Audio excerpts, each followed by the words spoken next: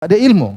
Dan ketika Nabi Musa tahu ada orang yang punya ilmu, dia pingin punya ilmu itu. Maka kemudian Allah abadikan dalam Al-Quran, wa idh qala Musa li fatahu la abrahu hatta ablugha majma' al-bahraini aw amdiya huquba.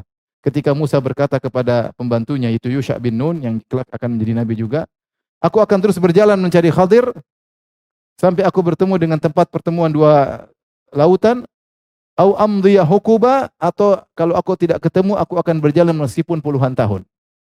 Yang penting ketemu dengan siapa? Khadir. Kenapa? Karena ada kelezatan, namanya ladzah ma'rifiyah, itu kelezatan ilmu ya, ilmu.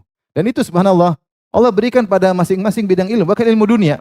Orang yang bergelut dengan fisika dia senang, oh ternyata ada atom, dalam atom ternyata ada anaknya atom. Misalnya dia kelezatan, ada ini, ada baru yang kimia, fisika ternyata di balik ini ada. Dia lezat atau tidak? Lezat sampai dia masuk dalam misalnya lab berhari-hari penasaran sampai istrinya dia tinggal, anaknya dia tinggal. Gara-gara ada kelezatan yang buat dia senang. Itu ilmu dunia. Bagaimana dengan ilmu apa? Agama. Kelezatnya lebih daripada itu semua.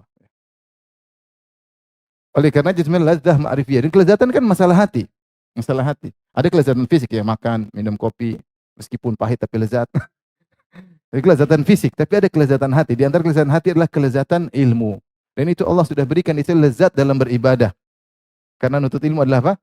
Ibadah. Maka seharusnya orang kalau sudah nutut ilmu dengan benar, niatnya udah benar, jalannya udah benar, harusnya dia merasakan apa?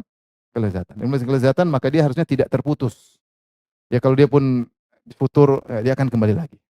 Tapi nyatanya futur, ada yang futur terus-terusan. Tidak balik-balik lagi. Ada yang berhenti, ada yang akhirnya. Intinya banyak buah yang tidak dihasilkan sebagaimana tadi dikatakan Al-Zarnuji. Saya dapati di zaman saya banyak orang semangat untuk ilmu namun tidak sampai ilmu yang dia harapkan, mereka harapkan. Semangat untuk ilmu tapi mereka terhalangi dari buah ilmu tersebut. Fenomena yang beliau lihat di zaman tersebut juga mungkin kita rasakan di zaman sekarang. Nuntut ilmu semangat, tetapi ternyata tidak mencapai apa yang seharusnya dicapai. Dia sudah nuntut ilmu 10 tahun, ternyata banyak hal yang dia tidak tahu, berarti dia salah. Dia salah dalam metode nuntut ilmu. Sementara ada yang nuntut ilmu mungkin baru setahun, 2 tahun dia sudah mencapai apa yang tidak dicapai oleh orang yang sudah nuntut ilmu selama bertahun-tahun. Baik. Jadi tadi saya sebutkan bahwasanya di antara problematika tidak kontinu dalam mengikuti kajian. Padahal ilmu itu ada kelezatan yang seorang semangat harusnya ya. Sehingga harusnya dia tidak